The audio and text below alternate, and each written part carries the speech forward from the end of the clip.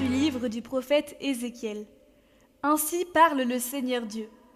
Si le méchant se détourne de tous les péchés qu'il a commis, s'il observe tous mes décrets, s'il pratique le droit et la justice, c'est certain, il vivra, il ne mourra pas. On ne se souviendra d'aucun des crimes qu'il a commis, il vivra à cause de la justice qu'il a pratiquée. Prendrai-je donc plaisir à la mort du méchant, oracle du Seigneur Dieu, et non pas plutôt à ce qu'il se détourne de sa conduite et qu'il vive? Mais le juste, s'il se détourne de sa justice et fait le mal en imitant toutes les abominations du méchant, il le ferait et il vivrait.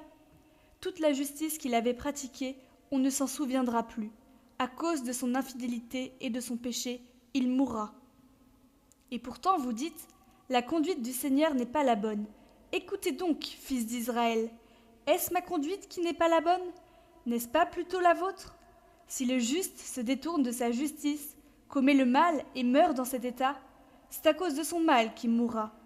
Si le méchant se détourne de sa méchanceté pour pratiquer le droit et la justice, il sauvera sa vie. Il a ouvert les yeux et s'est détourné de ses crimes. C'est certain, il vivra, il ne mourra pas. Évangile de Jésus-Christ selon saint Matthieu. En ce temps-là, Jésus disait à ses disciples, « Je vous le dis, si votre justice ne surpasse pas celle des scribes et des pharisiens, vous n'entrerez pas dans le royaume des cieux. Vous avez appris qu'il a été dit aux anciens, « Tu ne commettras pas de meurtre. » Et si quelqu'un commet un meurtre, il devra passer en jugement. Eh bien, moi je vous le dis, tout homme qui se met en colère contre son frère devra passer en jugement.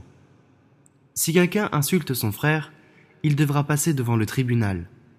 Si quelqu'un le traite de fou, il sera passible de la géhenne de feu. Donc lorsque tu vas présenter ton offrande à l'autel, si là tu te souviens que ton frère a quelque chose contre toi, laisse ton offrande là, devant l'autel, va d'abord te réconcilier avec ton frère, et ensuite viens présenter ton offrande. Mets-toi vite d'accord avec ton adversaire pendant que tu es en chemin avec lui, pour éviter que ton adversaire ne te livre au juge, le juge au garde, et qu'on ne te jette en prison. Amen, je te le dis, tu n'en sortiras pas, avant d'avoir payé jusqu'au dernier sou.